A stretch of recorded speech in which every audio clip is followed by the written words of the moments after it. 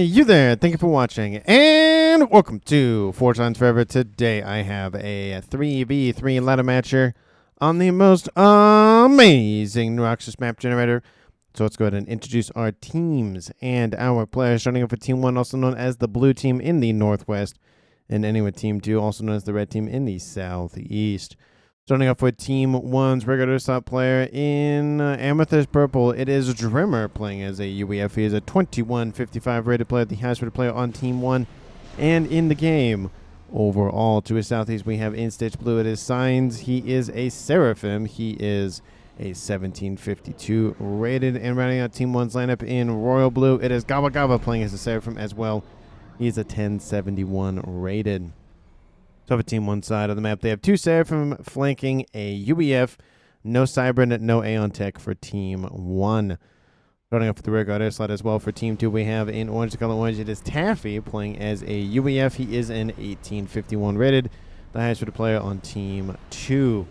To his northwest in Ruby Red, it is Trollolol Wak 2003. I think I'll say Trollolo maybe for short. He is, like I said, a Cybern as a 1664 rated. Into his northeast, another Cybern for Team 2. It is the Claw.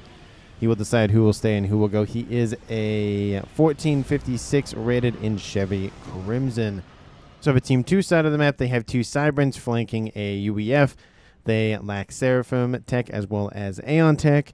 Team 1 again lacks Cybern and Aeon, which means for the entirety of this match, there are no Aeon players. Apologies to those loyal to the princess. Hopefully you enjoy the game nonetheless. And for these 6 players on the map, let's take a look at the reclaim situation. Currently sitting at 23,000 mass and reclaim for 6 players. We'll up it to 24 just to make the math easier, at least for me. It is about 4K mass per player. And a lot of it really is just kind of shotgunned everywhere. There's a couple of 300s, 400 Rex, maybe a couple, 600s dotted around. But there's no huge 1,000 plus, reclaim field to go after. So players will have a lot of digging around to go get their mass early, at least in terms of the reclaim. Taking a look at the mexes, same situation can be said about that. Very much just shotgunned everywhere. Looks like the map generator just had a fun time of just running everything around.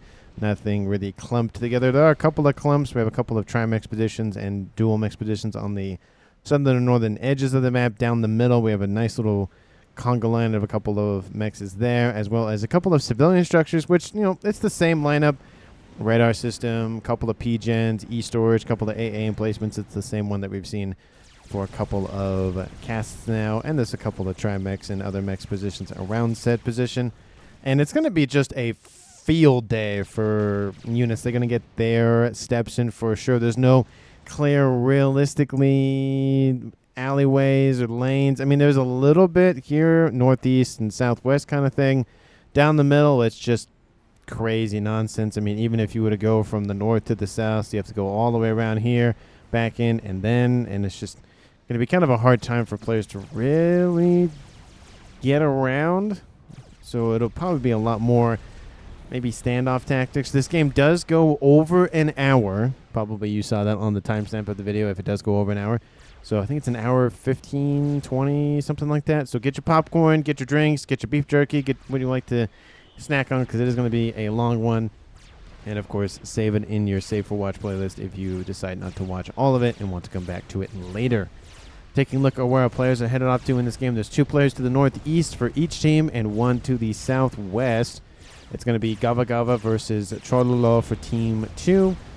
And for Team 2 in the northeast, we have Taffy and the Claw versus Sains and Drimmer, who's going for a T2 upgrade already. And again, this map is not very big. It's looks very big, but because I can't see the northern and southern edges of the playable space in terms of the game's playable space, the void ocean essentially, it is a very small map. I would probably suggest 13, maybe 14 by 14 max. Lots of Team 1 spam to the west to isolate any sort of avenue there. There is a tiny little walkway, but again, there's going to be a lot of these tiny little kill boxes just all around the map. So it's going to be a little difficult to hold, but also very easy to hold. It's going to be one of those kind of weird will they, won't they kind of maps. A couple of FAMs holding the positions in the middle so engineers can come and grab those mexes. We have a couple of units trying to get in behind the comm of Drimmer. We have T2 still coming on the way here for Saints in the north. Team 1's Gaba Gaba has eliminated the civilian threat in the west and scooping up those structures in the east. Team 2 has not done anything about this just yet, but I think the Team 1 PD has taken some hit now, and I think the other one was... No, the other one's right there. So we'll see if they end up dealing with it or not. Those units from Team 2 do retreat back to base. The other ones looks like they're going to drop off more units behind in the northeastern corners. It looks like Team 2 has the entire southern edge under lock and key. Team 1, they almost have it. They just need to excise Team 2 from that little corner. We do see some Hovertech be deployed, and that's really what's going to help Team 1, at least in the early game, is Team 1 has 2 Seraphim players. Team 2 has Cybran. So yeah, Cybrans have the Wagners, which can go underneath the surface of the water, and Team 2 has the UBF tech as well, which means they can use the Riptides. But Team 1, they have... Oh, sorry. Yenzine, they have Zui, they have T2 Flak, they have T3 Shielding. Let's get to T3 before that, but they have T3 Mobile Shielding. They have a lot more units that can be deployed on the surface of the water, or actually hovering above the surface of the water.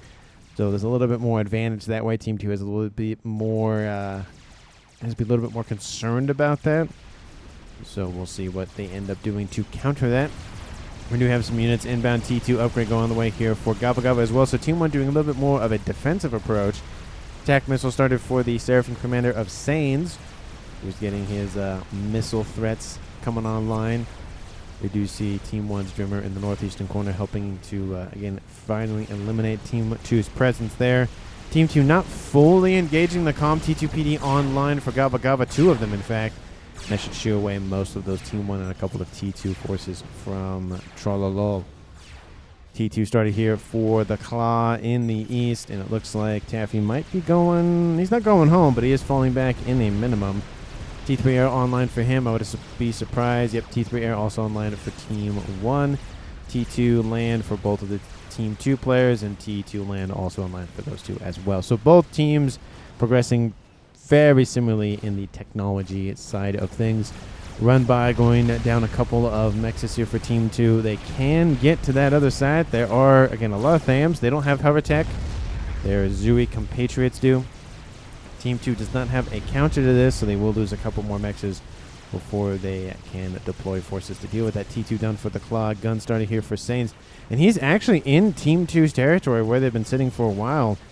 And we do see a conga line of units down the middle of the map where we have a couple of we have a couple of, this was Yenzin actually, and Ilshi trying to stop that push. And now with the comm, gun, and missile, and T2 online, Team 2 really doesn't have a huge amount of forces to deal with this. And Team 2's comm of the Khala will be forced back. Ilshi is trying to head off the pass. They will help a little bit, but it does look like the forces are going to go around the little mountainside here and maybe try to make it in the base. We see some Yenzin inbound to try to intercept, but one unit is not going to be enough. And it looks like that conga line might do some damage to the main base of... Let's see, that is Sains Road. Nano done here for Gaba Gaba. He has gun, Nano, and T2 on board, while his compatriot has the missile instead of the Nano. Gun started for Taffy in the back, definitely needing to get to the front line and help assist. Lots of Ilshis and Yenzin is supporting that comm of Sains. And the conga line continue to push forward. T2PD will head the units off the pass, and I don't think they'll get that much work done. There are a couple of Loyalists mixed in as well, and that conga line still wants to get some base damage or main base damage done to Team 1. Looks like it's going to be forced into Gaba Gaba's base, because Team 1's both Drimmer and Saints have been able to thwart inbound aggression that way. You still see a couple of units still pushing attack missile inbound, taking out that T2 PD. That's going to hurt a little bit of defensive for the Claw. And on the western side, the main base for Gaba Gaba is not looking too hot. T2 PD will most likely be finished here, which will definitely help out. And that should be enough to at least thwart some of the damage, but looks like Gaba Gaba will be forced back home, and he's just going to have to deal with it. Maybe, maybe not. Maybe he'll just let that... no,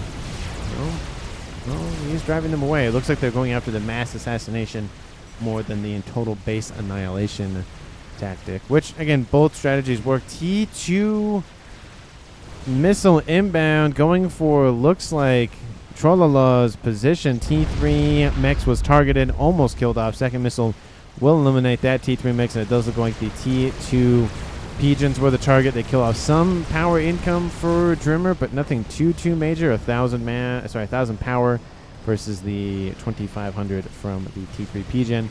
Oh, not look. He's building that T2 pigeon. It's gonna. He might be able to finish. It's gonna be close. He might be able to save it. Oh, it does save it. Look at that. Just barely loses that bar. Almost barely loses that bar. All of the players for Team 2 back in their main bases, or at least main base territory. Team 1, we have Gava returning to the front line. We want some revenge for killing off all of his mass income. Team 2 is leading said mass income 286, 290 versus Team 1's 230. So a little bit in favor for Team 2, but that's promptly because of the fact that they have to focus more on mechs upgrades, and they just lost the T3 mechs here. They rebuilt it, but it, they still have to rebuild it nonetheless. Combi-com action finally occurs at 17.5 minutes. It is Taffy for Team 2, the air player, and Team 1, Saints Row frontline player, duking out. It is 5-star veterancy commander, gun, missile, and T2 versus shield, nano, and gun for Taffy. And he has 0 veterancy on board, so desperately wants to get 10%, 20%, 50% more hit points. We can survive a lot longer in this game. The clock getting some more zappers online to deal with the attack missiles. And it looks like he will be almost hit by that. Oof. Ooh, that was... He wouldn't have died from that, but it definitely would be hurting. We do see Team 1's Drimmer behind. Saints Row continuing to just bolster the defenses, have a fallback point just in case things don't look good, which they're starting to not look super good. Taffy still engaging Saints Row, pretty close range.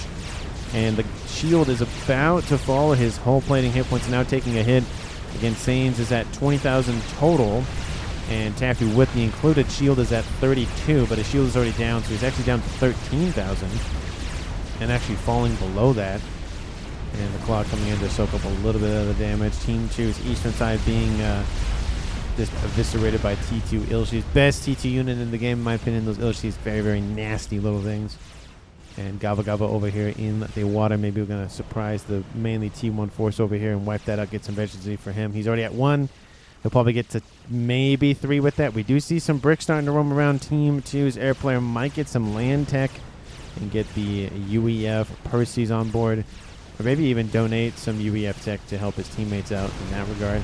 We have a couple of jesters inbound just to help, just say, hey, go away. We don't want you here. Just go home. And it looks like they are doing their job quite well. There are some ASFs nearby, which I'm surprised they haven't engaged. Where are the ASFs? Are they? No, they're sitting here. They're waiting for Team 1 to engage. So they're just trying to, dangle some carrots or something in front of their face to get them to engage. We have a couple of units down the middle. Once again, nice little Yenzin and Ilshi again. We do see a Loyalist or 2 in there, which will EMP most units. So that'll deny a little bit of firepower for Team 1.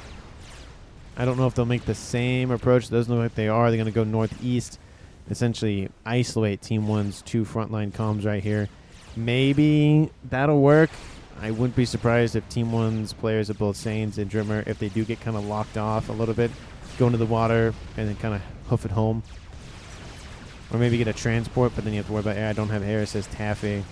And is that actually a true statement? 25 ASFs versus Drimmers. I'd say about 40 maybe. 31. That's actually not a bad discrepancy for him. That's just essentially 1 good engagement and he's fine. So we'll see who actually ends up getting air. There are 5 facilities online in air for Team 1, and Team 2 has 3, currently going to 4. So he's focused more on...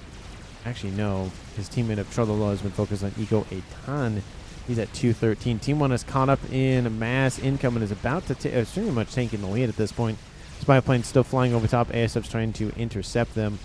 Again, constantly getting updates, constantly getting vision on Team 1's side of the map. Lovely use of tech there just to, again, have some idea of what's going on. Every couple of minutes or so, send them maybe a different direction, send them the same direction, send a bunch of them.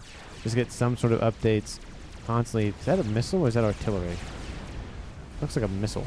That is a missile. And it's going for another T2 mix down here. Ilshis are going to be wiped out here shortly. And that mech... Oh, that mech is dead. Okay, I was going to say that. Didn't that missile already land? And Team 2 is losing territory. They had both of the corners initially. Now they've been evicted from the southwestern corner, and Team 1 obviously had the northeastern corner for a while now. So not looking good for Team 2's map control. Team 1 again starting to break away. 400 versus 375. We do see there's a little bit of a little ambush here, but again, 2 comms, T2, gun, T2, missile. I mean, they kill off a T2 mix, maybe. Yeah, T2 mix. That's not really a crazy amount to lose, especially in the front line. I mean, you're going to lose your front line T2 mixes. It's just going to happen. Monkey inbound. Does Team 1 know about it? Oh, they will know about it shortly. Somebody maybe have seen it. Maybe, possibly, maybe. It should have stealth on board, so they'll lose it. But if they saw it, then maybe that'll be killed off. Couple of broadswords online for Team 1's air player of Drimmer. Love to see that gunship be deployed. And yeah, it does look like the Monkey Lord is maybe trying to just intercept the comm. I don't know, but there's a lot of T3 forces also inbound to help support it. A couple of the, the not Ilshis, but the Medusa and whatnot added in that group as well. Team 2's Eastern players of the Claw and Taffy have just been kind of locked over here, just hanging out. They had to deal with Team 1's aggression. We do see that Sains is going to move in and launch a missile. Looks like at that T2 position, and we do see that Drimmer is in the water. Monkey Lord is going to cut off Gava Gava's retreat, and the frontline base is the target of that Monkey Lord. The T2 mech is destroyed, and Team D is being built a little bit too late, but hey, you get more deployed nonetheless to help out with defenses at the end of the day. Looks like a nuke has been started, so 24 minutes. Somebody already thinking about how to end the game. Love to see that, especially in a ladder match. Usually these ladder matches kind of, don't end with a whimper, but sometimes it's, they take a lot longer to get going in terms of long ranger, artillery, game ender, that sort of thing. A couple of gunships overhead. They are targeting the AA units first. I feel like the Monkey may not even make it to the main base at this point. ASFs have to engage at the... If they kept going, it would have been better, but no. The airfight will happen, and Team 2 will lose it just due to the fact that it was a little bad engagement, but Team 1 did have more. They're going to go for the gunships nonetheless to wipe out some of them. They'll help out a tiny bit. They know they're already going to lose it, and they kill off about a third or so. The units do get a little bit further into Team 1's base, or at least closer to it, and the Monkey Lord dips underneath the surface of the water to maybe snipe the comm. We'll see if he ends up doing that or not. And the eastern side of things is just essentially fire-based wars, but with no fire basing. A little bit for Team 1, but mainly it's just TAC missile launchers for Team 2. The Monkey Lord is just right there. The comm actually, can be seen, or at least senses the comm nearby on that laser. The forces from Team 2 barely even make it to the main base, and they are driven away by those laser weapons. But the Monkey does see the comm, and that is a dead player for Team 1. Eventually, Team 2 saw it, and that is it. The first kill of the game at 25, almost 26 minutes, goes to Team 2's Monkey Lord, and that transport was just barely too late. Unfortunate. And the Monkey Lord not targeting it. Oh, there it goes. And it got away just barely. Look at that. Monkey Lord with its kill will make it underneath the surface of the water, but not before taking almost half damage there. And that's going to be another base here for Team 1's Dreamer to fuel his air superiority. 289, almost 300 for Team 1's air player. But Team 2 now back in the lead. They just constantly are flip-flopping about who has, mass lead or not. We have Saints Row pushing in. Don't know what's going on with this. He pushed in very far forward. I think he maybe have underestimated Team 2's defenses. Missiles constantly raining in. Ooh, are they going to let him go? They might let him go. Oh, maybe not. 1,000. Nope. He's almost dead. And I don't understand that. Yeah, 1,000 HP says Troll. If there is a strategic bomber nearby, that would be a kill for Team 2. Nuke is online, not loaded, but is online. And ASF starting to airlock Team 2. And Jester's inbound for the Calm of Saints. Will he have enough AA coverage nearby? No, he won't. And that is another kill for Team 2. Dropping this game to a 3v1 in their favor. But the Nuke is going to be destroyed. There's no ifs or buts about that. The shielding is going to be wiped out. The AA is the target if... they are. Okay, they are focusing on it. I was going to say, if they don't focus on it, it's kind of a missed opportunity there. And now it's going to be just a rolling over of Team 2's backline mexes. There is a tiny bit of AA in the mix, but not a whole lot. Boys being deployed all the time. The Pigeons are going to be hurting. I don't think there'll be a huge cascade. The T3 Air Headquarters would be a nice grab here, locking out Team 2 of T3 Air Tech for at least a tiny smidgen of time. But I don't think they'll get it. But the big thing, losing the Nuke definitely has got to hurt. He's been building that for a while, and especially with all of his mass he's been losing on the western side. Not looking terrible, but not looking too hot in terms of where he was. But he does get his Monkeloid in the main base. It will be killed off here very shortly, but he does wipe out at least a couple more mexes. Ooh, that one's almost dead. Don't target the PD, target the mech. Oh, that's unfortunate. That's, 18 mass a second that could be denied for Team 1. There are more forces inbound, so maybe not. Maybe that was a good call there, but I don't know. Was it worth it at the end of the day? Maybe, maybe not. It's right there. It's a couple more shots and it's gone. But Team 2 still winning the mass game, even though Team 1 and Team 2 don't know that. They just have a rough idea. But counterattack in the east. Front lines are collapsing everywhere at this point. The Claw being forced back by some Authams, but Team 1 might be looking for a scalp here to make the game a little bit more even in terms of the APM. Again, it is a 3v1. Team 1 has essentially, all control. German has all control of everything that happens on this side of the map, and he is starting to lose his catching up to Team 2 in eco. 30 minutes on the clock, dead even. Team 2 at 3 players left. Team 1, like I said, only Drimmer remains. So it's Team Drimmer versus Team Red. Mass income does favor Team 2 by, I'd say, about 100 because the numbers keep jumping constantly.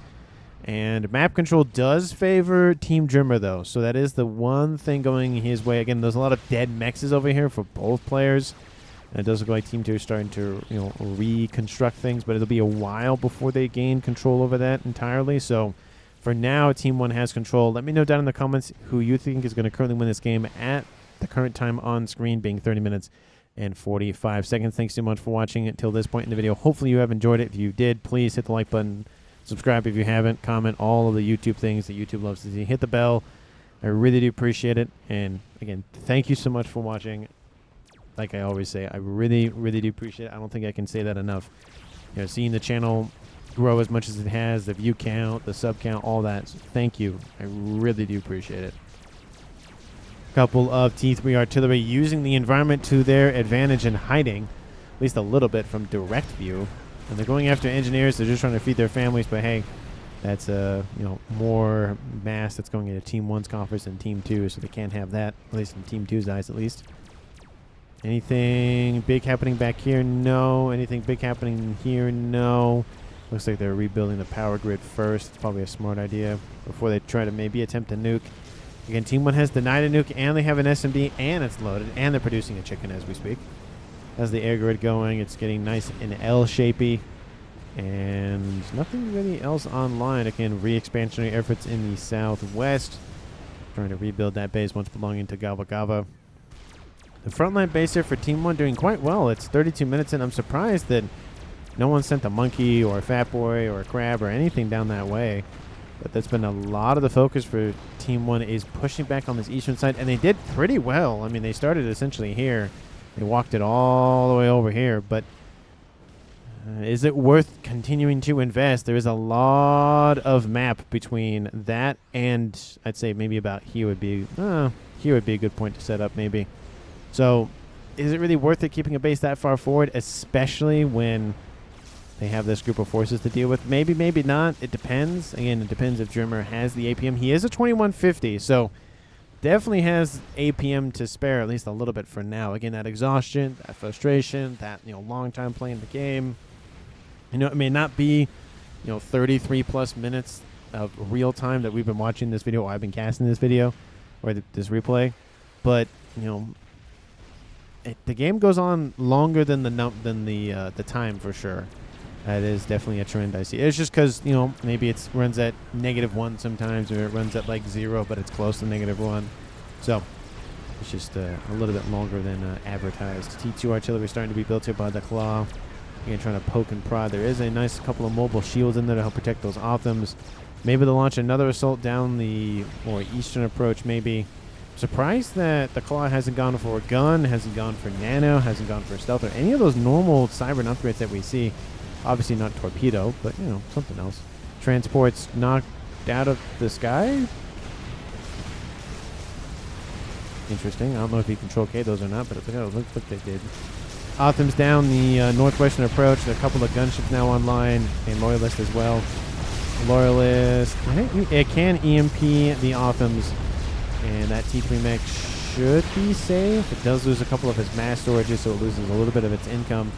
But there are more units down this approach. There's transport knocked out of the sky as well. Looks like it did prevent some units from landing. Those are definitely Otham wrecks for sure. It does look like some of them did make it. Nonetheless, we do see a Yothotha over here on the western side. And all of these forces for Trolala trying to group together. He does rebuild the nuke. And he rebuilt it pretty quickly because he rebuilt it on the wreck of the old one. And the first nuke about 15% or so done. Moleculoid being built as we speak. And again, I am surprised they haven't just forced their way forward. Is that a attack missile battery here? These are attack missiles. Ooh. But again, the longer you use attack missiles, the more likely your opponent will just build TMD, and then it kind of makes it invalid. Not invalid, but just not as useful as it once was, considering, you know, there were not defenses and now there are. Team 1, are you planning any big ticket items in the back line? It is 36 minutes already. No, so Drimmer, again, focusing more on either trying to push back Team 2 on this eastern side or just trying to find some avenue to force their way back. Missiles inbound. Are they trying to snipe the comm of the Claw? No, but they go for the T2 artillery. He goes, I'm going home now. I'm done. Backs up just a tiny bit, rebuilds the artillery piece, and goes, nah, I don't like that. T3 mobile artillery is doing its job, carving through the shielding that now doesn't exist, and starting to eliminate all of those defenses for that firebase. Yothotha sitting on the western side, Monkey Lord coming to meet it. Nuke is now almost half loaded. And Team 2's Eco actually about to be eclipsed by Team 1's. We see 670 versus 720, so Team Drimmer is doing a very good job of catching up. This group of gunships is definitely concerning. 25, 2 squadrons of that, plus of course the ASF count at, you know, almost a little over 100 if you count the ones bingo on fuel. Team 2's Taffy, though, looking very, very plump with ASFs. He has 162, really redoubled his... That is the wrong button. Redoubled his efforts to go for ASF producing stuff. He does lack a little bit of the air-to-ground weapons, just because Team 1 is focused on that a little bit more. But in terms of the ASFs, he does have the lead, which means if there is an air fight, which he might just provoke with his gunships, he will win it. Again, it's same faction, so there's no faction advantages there. You know, the Cybern is the worst ASF in the game, so, you know, if it was this amount, maybe the Cybern would win. But I've seen games where there's, you know, 100, 150, 200 ASFs more for the Cyberns than they lose, so it's just kind of the way that it goes. ASFs really want the fight, and Drimmer knows it. Some of the gunships will be shot down, and there goes the fight. Another one of the game, and I think Taffy will redeem himself, but there are some good moves, turns here for Drimmer. Those gunships need to get out of there, and that is going to be a win, an air sweep for Team 2, and here come the gunships. They will be caught out. I don't know why he just didn't send them home, or try to send them home, but they're gone anyway. Ooh. And there they go. All the gunships have been eliminated. The Yothotha in the water, in the yellow, barely underneath the surface, and his arm is kind of burning. It's kind of hot. He has to cool off in the nice cool water there. It could be warm water, you don't know, but I highly doubt it's warm. A couple of Othams just running around over here. Don't really know what they're going to do, but they're going to do something, I guess. The gunships could easily deal with that. There's only a T2 flat cannon nearby to really annoy them. Nuke is done. Will it fire immediately? No. Okay, unfortunately. Could launch at this base and wipe that out, and I think Drimmer knows that it's essentially, it's not really worth it. I mean, maybe for the mexes, but I think the air grid is the more target. Ooh, he has his own nuke, and this is almost loaded, so it is the Stoneanger versus the Liberator. And of course, that's a little bit of a reference to the campaign where the Cyber Nation wants to be liberated from their shackles. So, you know, I do like the name Liberator. It liberates the opponents of a whole bunch of stuff. And Team 1 is the first to launch. You don't have it. You got to launch the nuke. You have to. You have to launch that nuke. There it goes. He knows it. Unfortunately, it forces Team 2's hand, and you got to move out of there. There's no ifs, ands, or buts about that. If you don't move, you are dead meat. The nuke is inbound for this base. I mean, I kind of knew it was going for it anyway. But that is a nice grab by Team 1. He forces Team 2's hand, notices there is an SMD. There is one very quickly built, but way too late. And this nuke will be killed a second time. Kaboom! Right on top of the SMD. Wipes out 55,000? Oh, 67. Not that far out, but kaboom! Wipes out that base. Team 1 loses eco. Team 2 loses eco. And Team 1 will now gain control unless they already had it, which is entirely possible. And the forces for Team 2 do retreat. Some of them. Looks like they're going to just send a couple of units in and send the rest of the forces. There's a chicken behind them. Looks like it got out of the water. They didn't want to get sandwiched by the 3 chickens from Drimmer, so decided to cut their losses, go for the one that they could get entirely easily, and let the other 2 kind of just deal with the distraction forces over here. They will kill off a couple of E-storages, which is, it's something, I guess. But that nuke is now reloading once again at 4-star vet. Unfortunately, we can't see how much mass the other one killed because it's dead now. But, you know, it's just kind of how the way that the game goes. I probably killed off, I'd say 30,000. But then you got to figure how much mass did the nuke take out in terms of per second. Okay, this mech is being rebuilt now, and how long is it going to take to upgrade that? And, it does take a little bit of time to get everything back up to normal. In the eastern side, while I'm distracted by 2 nukes, we see in the east Bricks pushing back at the frontline position for Team Drimmer. Now we see again reclaim efforts are underway. Brickwall trying to say, hey, go away, come back another day. And more Autumn's running around the bases here for Trololo. Again, he's just being poked and prodded a ton this game. Lost nukes twice. Lost a T3 mass extractor there. That's got to hurt. ASF still in favor for Team 2, so that is something going their way. Nuke commented by Sains saying, hey, you should go after this next. That would be a good grab. Taking out a couple of mexes. You take out, a couple of... actually, not too much about that. Maybe just a couple of T3 facilities. Mass Fab would definitely annoy Team 2, but nothing too crazy. It's only 16 mass per second, not the 27 that you can get from a T3 max. Satellite, UEF, does UEF things. 42 minutes on the clock. I mean, it was only a matter of time. Air player, UEF, long game. The fact that it didn't pop up sooner is probably not strange, but uncommon. I mean, it is probably one of the best things to have in the game because you get constant vision, it does damage, and it has an Omni sensor on board. So you can see the everything, which is great. And I like the icon mods that I have on it. It makes it very easy to figure out that is a satellite, not a experimental on the ground or experimental in the air or anything like that. So lovely to see that. And if you want to know what the mods I use for UI, they are listed down in the description of every single video. I do update it from time to time, of course, when I get a new mod added to my repertoire. So if you go to past videos, they might not all be there. But another nuke inbound from Drimmer, going for that position that was commented about earlier. It will land. It will kill off, two T3 mexes plus a nice little mass fab. Is it the best nuke on the planet? Absolutely not. But is it something? Oh, yeah. And, of course, we will do the kaboom. Couldn't say it fast enough. We do see a monkey down the eastern approach. There is a T3 artillery installation being built. Whether or not that's actually built in time is a completely different story. The monkeywood might have something to say about that. Looks like it's taking out all the options first. Definitely a smart thing there. And if it sees the T3 artillery installation, it probably will go after it. The shields protecting all the everything. SMD would be a nice target to take out. The T3 Legions would be a nice thing to take out. It just walks over that, kills that off, blows up the artillery piece. Nice grab there for the AoE. The nuke is right there. Will it take out the nuke? Will it take it out? Will it take it out? Oh, the shield is actually being repaired fast enough then. What's going on there? It's actually hitting the ground.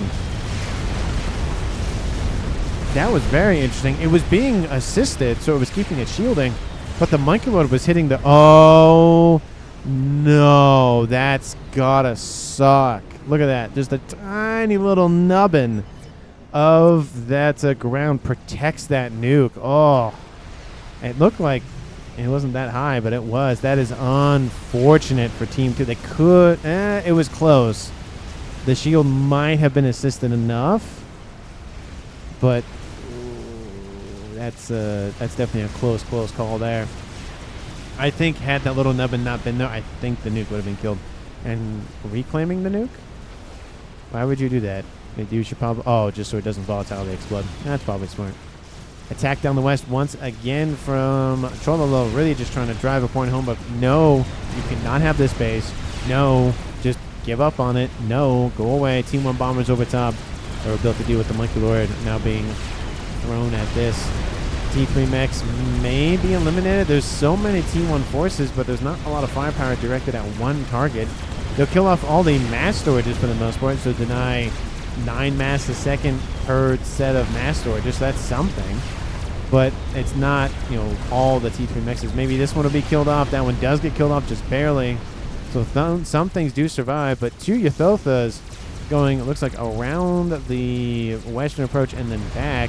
Actually, Control K's everything just goes, nope, not even dealing with it. Nope, not giving you the satisfaction of giving that from saying nope. So he gets rid of that. A lot of engineers down here just hiding.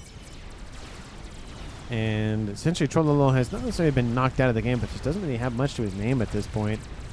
And second satellite has been started. Team 1 again still has that nuke in their back pocket. Fat Boy has been started. Kind of surprised we haven't seen the Fat Boy sooner. And the Column of Dreamer is in the water there. T3 Artist says Trollolo. Either he's commenting about T3 artillery, saying we should go for it, or we need to worry about Team 1 building it. The one that was started for Team 1 was denied. So maybe they're thinking about building it. We do see some shields started, and we do see a crab started for Claw as well. 48 minutes on the clock. The concerning thing for Team 2 is the air force that has been built, as well as the 2 Ythothas on the land. There's not a lot in between the main air grid, or just the air grid, I should say, and those chickens. So there are a couple of gunships, but the ASS will probably tear those apart. So the game is kind of in a little bit of a lull period. There is a Ythotha in the northeast going after all the engineers that are trying to scoop up T1 mexes. Team 2 situation, it's really actually kind of low considering what time it is in the game. 49 minutes, and Team 1 is that that has to be power related. No, it's not. That is actual legitimate eco. Team 1 at 339, 330, 340 versus Team 2 600. And yeah, they're doubling Team 1's eco, but the numbers, bro, that's low numbers considering, and that's just because of the look at all the dead stuff on the map. I mean, the main base for Trollolo hasn't even been rebuilt, and he's just like, well, I'm done. Essentially, and that looks like what happened. He handed everything over, or just went, I'm good. And look at that. He's just constantly sending whatever he has left. He's just not invested in it for now. Is he building an upgrade at least? He is assisting with the construction of the Novak. So he is assisting a little bit, but he's essentially out of the game. I won't classify that as a kill, but for the most part, he's just kind of set himself aside for now. We've had games where players have done it all the time. So it's not an uncommon thing, but it's definitely not great. Again, teach their own, I guess. And he is still in the game, to be fair. He's saying T3 artillery go. And I don't... there is some shielding here. So it's not going to be a complete win in that regard. They still have the satellite getting constant vision and intelligence for Team 2, so at least that's helping. Surprised Drimmer hasn't deployed one of his own. And that Ythotha, second satellite is inbound. That Ythotha group is getting closer and closer. Couple of flak cannons. Not a lot to support this group. The AA weapons on board those Ythothas are trash. I would say the Crab's AA is probably the worst. And then it's the... Well, technically the Colossus has no AA. So technically it's the Colossus, then the Crab, then the Ythotha, and then I think it's the Fat Boy and the Monkey Lord. I think the Monkey Lord has the best AA. I know the AA on board the Fat Boy is pretty good. It's not like the best thing on the planet, but you know, it's something. Looks like it's the T1. Is that the T1 model? Kind of looks like the T2, but it really looks like the T1. And then those are the Summit's main batteries. I think the barrels are a little bit shorter. So I do like the devs, how they incorporated different structures into elements in other units or other things. So the zappers, I think, are on the cruisers for the Seraph and the Siren class. You have the TMD, the volcanoes on board the Omens, you know, that kind of thing. I do like that, you know. Essentially, you just took a little thing and you just slapped it on another bigger thing and called it a day. Another nuke out. Ooh.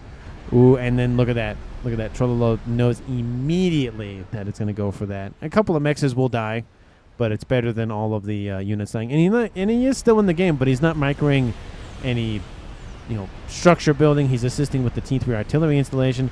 I don't like where they put it. I do like how there's shielding around it, but I don't like where they put it. You can't get the full benefit of the T3 ringed pigeons. Kaboom! Wipes out maybe a couple of engineers, but actually only wipes out one mechs, actually. So realistically, Team 2 didn't lose a whole lot in that engagement. It does look like maybe Team 1 might take an approach down the south. The only issue with that is it's a little bit tighter of an environment. You know, I think it's I guess it's about the same distance. But they have a little bit bigger apertures over here than they do down here. And trying to, you know, conga line it down there, probably not the best idea. There's another Ythotha on the northeast, so Drummer trying to, again, kind of start squeezing red team or Team 2. And again, that's evidenced by map control is heavily in favor of Team 1. But Team 2 has kind of just said, you know, we're just going to build our base, call it a day. We have a artillery piece coming online. 2 satellites are done. Going to go for more longer range tactics, which I don't blame them because, you know, 50 plus minutes, maybe an hour already for what they're actually playing. Team 1's placement here definitely better, assisted by 2 P-Gens getting T3 Seraphim shielding. Love to see that.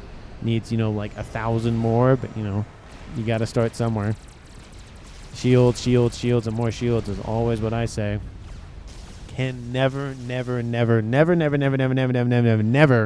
have enough shielding. Just absolutely, you just cannot. Unless a nuke comes, then it doesn't matter how much shielding you have. If you don't have SMD, you're kind of SOL anyways. But, you know, there is that to consider. Fat Boy running around. We have chickens running around. Team 2, again, not investing that much in land experimental tech. We have a Megalith in the east, and a Megalith in the west, and a Fat Boy, and that's it. In terms of a grouping together of all of the units for both teams, Team 1 would win it. Just because there's 3 Ythothas and a Fat... Actually, 4 Ythothas and a Fat Boy versus 2 Crabs and a Fat Boy. Especially the Ion Storm just running in and killing off a Crab almost by itself, maybe, if not 2 of them. So, does look like Team 2 is exerting a little bit more dominance over the map now. They're trying to, again, just push back Team 2 just slightly. There is a possible... pincer maneuver maybe just appearing over here in the north, and the Fat Boy is now in range, and that Crab is going to fall back. Lasers focusing on the emitters, of course. Definitely a smart play there, taking out the support. Nuke is loaded. 92,000 mass killed with, I think, 2 nukes?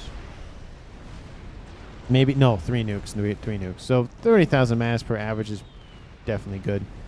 The first one was the best, of course, which is usually the case. Is usually the first one is one of the best in the game, and then once an SMD dies or something, then that's when it really starts to come into play with damage is done.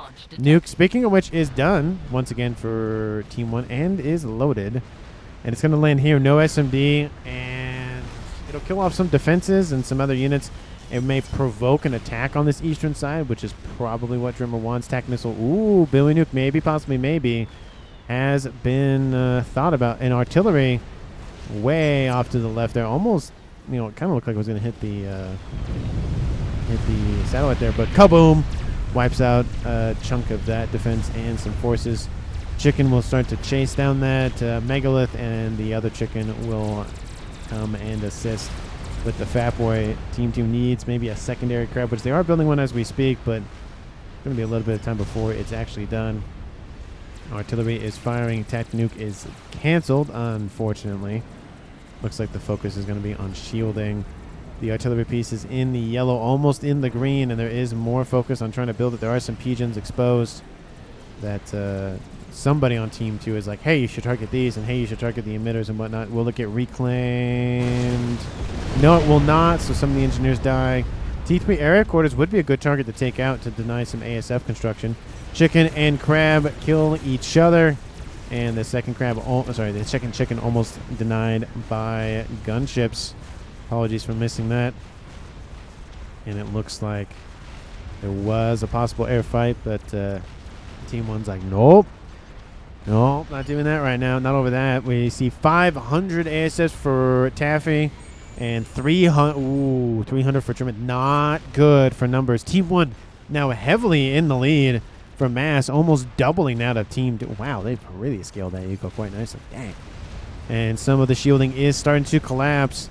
Pigeons, of course, are the target to wipe out power reserves. Less power equals less shields equals less everything. And he's negative on power. Ooh, he's not looking good. Ooh, about 15,000 power left in his bar. That could be enough to supply just one shield, which it does look like they're just going to focus on one of them.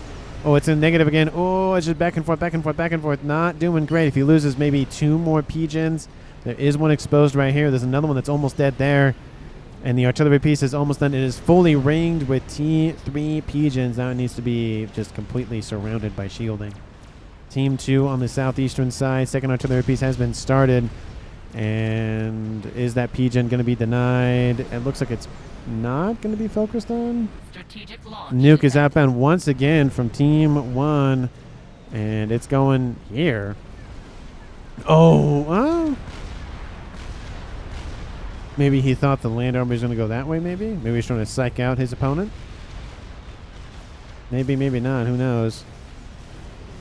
That pigeon is still exposed. Shots are raining in. Now I'm to both sides of the map.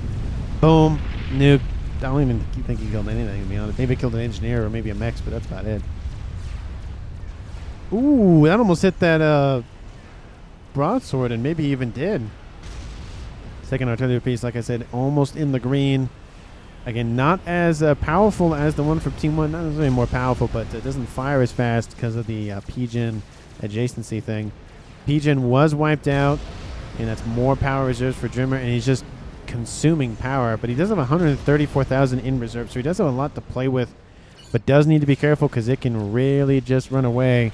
1 hour, 1 minute, 10 seconds on the clock. It is officially an epic in this game, and this is a ladder match as well, so not a lot of ladder epics floating around. And second artillery piece is almost done. Gonna get some proper power. Just kill off a couple of those T3 SAM sites, and then you can get fully ringed there. Lots of ASF floating around. Shielding is down. T3 landing corners is almost down as well. SMD is probably the target. Needs to get more shielding online sooner rather. Ooh, that shot was pretty close to Claw's Calm. Not looking too great there. Again, it's only one artillery piece, so it's not a crazy amount to deal with. But it is something concerning nonetheless. Satellite is being started now for Drimmer. 1 hour in the game. Now he's building that? Maybe he's wanted to wait, maybe? I don't know, but I feel like he could have built that first and then the artillery piece, maybe. Southwestern corner, bricks coming in, wiping out the Othams, and now we see pushback from Team 2. Again, Trololo not really focusing on building anything himself besides just microing forces, which, you know, that is very much an vital role of this game, is microing forces as efficiently as possible. And he gave all of his mass and everything to Taffy, which means he can fuel his economy even better. Team 1 still in the... Ooh, that shot lands. Emitter is taken down, but the shield comes back online. And I think the Claw sees the target that Team Drimmer's going after is that SMD. He wipes that out, and that whole chunk of Team 2 is gone. And it just leaves this air grid. Second artillery has been constructed and is getting the proper amount of T3 P-gens, at least more P-gens. Second shot rains in, takes out nothing because it hits the shielding. More and more Seraphim shieldings are being built. The main one right here does not eclipse the satellite, but it does cover most of the grid. And it's going to be a little bit more firepower required to really blitz through the shielding. It's repairing obviously faster than it's losing HP or shield capacity. Or it's not shield capacity, shield energy. Whatever the blue bar, whatever you want to call that. Team 2, for the entire game, has accrued more mass than Team 1 overall. But that number slowly is being caught up to. Zane's commenting about something, talking about the satellite that he sees now. There's no satellite. There's now 2 of the artillery pieces. And we see a third satellite starting out for Taffy. First satellite still moving overhead. And the SMD is still alive. And there's not a lot of shielding being built. And the Claw has taken a hit and goes, I'm just going home. Just going to this southern base and calling it a day. Putting all of their eggs in one basket. I mean, essentially that's what Trimmer has done anyways. Shots raining in pretty close to one another. Maybe it'll hit the air headquarters, wiping that out. It hits a couple of T3 air facilities. And more shielding is being built all the time. Of course, P-Gen is exposed. There it goes. Wipes out another air facility. I'm surprised that the T3 air facility has not been a focus. You could wipe out any sort of production in ASFs. Maybe they want to keep it alive so that Drimmer keeps burning mass on that, maybe? I don't know. Satellite over top. Ooh, the emitters are down. Ooh, that SMD is going to die. It has 6 SMDs loaded. Anti-nuke missiles loaded, I should say. And there it goes. Nuke will launch shortly after that, I would surmise, if it's loaded, which it is not. Once it's loaded, that's where it's going. No ifs, ands, or buts about that. And my base will be gone. Yeah, he even knows it. He's like, it's my base will be gone. Again, I don't understand why he just didn't build, maybe 4 or 5 more shielding. Probably would have been enough. Even if you just put them, kind of assisted by the P-Gens, it probably would have been enough. But like I said, kind of surprised he just didn't invest in it. And now third satellite is almost done. And I feel like Team 2 is kind of running out of steam for the most part. I mean, you have 2 players essentially that just don't... I mean, one of them has a base for now, but won't have one shortly. We have 1 army to the north and 1 army to the south. The Ythothos are going home, it looks like, and we have nothing that is going to stop this push for now. Lots of ASF bingo on fuel. And the satellites... Oh, they could go after the SMD. They could go after the satellite. They can go after the shields around the nuke. There's a lot of other things they could go after. Second satellite is done underneath the primary shielding. So that's good to see. T2 scout. No. Or he's talking about number 4. No, why not build number 4? Why not? Scout over top, focusing on the P-Gen. Looks like he's reclaiming it just in case it blows up so it doesn't kill him. And getting a shield to protect it. So just in case it gets wiped out, at least it doesn't kill anything else off. And it will be denied, but it gets immediately reclaimed, so not a really concern there. And the crab push will commence. Where did those other Ythothos go? Did they die off at some point? I guess they had to have. Satellite over top will probably help defend against the attack, and the nuke will be deployed here, so it saves the Claw's base for at least a moment, because this nuke has to go here. And it looks like it will wipe out essentially everything. It's going to land. Hopefully it doesn't hit the satellite. That'd be really awkward there. There goes the crab. It's going to be hit but not die. Boom! Strike, kaboom! Wipes out a little over half. Strap bombers inbound to help thin out that number as well. And still focusing on that primary shielding. I just feel like they should focus on other... This one, emitter is gone. And the secondary shielding also being heavily assisted as well. So these are the 2 main shieldings. These 2 Seraphim ones right here. I don't know. I don't know if either team has it. Ooh, that satellite's exposed. Not SMD, but Novak's, not Novak's, T3 Mex is gone. SMD fully loaded. That would be a nice target. Is that their own? Do not tell me that's your only one. If that goes, game's over. As long as Drimmer protects his nuke, he'll nuke the entire base. And that'll be the end of the game there. He needs to protect that SMD as much as possible. 1 hour, 7 minutes on the clock. And I just feel like both the teams just, I feel like Team 2 in particular is just kind of just really running out of steam. You know, the thinning out numbers on the Western side. Total mass recruit, again, still trying to catch up for Team 1. 3 satellites overhead. And I feel like the nuke could be a bigger target. 157,000 mass kill. Definitely worth its weight in gold there. Crab was eventually defeated. And that is the threat on the eastern side. ASF's just constantly fanning back and forth. They're not going to engage Taffy's ASFs. They're just not going to do it. There are some strap bombers that have been spotted. Will he just take it? Will he just go take the fight and be done with it? He has 168 bingo on fuel, 479 that are not. Drimmer has, half that. He has more of them bingo on fuel than he has operating at full capacity. So that would be an air fight for Team 2, and that would be a total annihilation of the air. For Team 1, shielding is down. Not looking good for Taffy. No, that SMD is the target. You need to get some shielding back online. That's not good. This SMD is very, very crucial. That, makes me think you need to build a secondary SMD somewhere. Even if it's... Oh, okay. Well, never mind. He heard me through the ether or something. The only problem I have with that is you can edge nuke right about here. So you could probably clip this artillery piece and maybe that Novak. You wouldn't kill everything, but you would kill something at least. So that is the concern with being that far over. And the satellites, are they going after power reserves now? Oh, that big number not looking good. Needs more power. And that amount of pigeons, there's 3 of them here. That's 7,500, 12,500. Essentially 20,000 power income right here. Again, there's some structures that are consuming said power, but for the most part, it's about 20k. That could be enough to collapse the shield grid. Ooh, that is barely being shielded by that T3. Sorry, is that T2? That is a T3 shield. That line has taken some damage. The air grid has taken a little bit of loss and damage. 1 hour and 10 minutes on the clock. Artillery still not really making a dent. Team 1 still only has the 1. Are they building a second one anywhere? No, it's just the 1 it looks like. T3 bomber says Trollolo. And they are back there. Yeah, there's about a squadron or so of them. So Team 2 essentially needs to take the air fight. There's no ifs, ands, or buts. They need to wipe out the air now. And it looks like... Nope, they're going to go home again.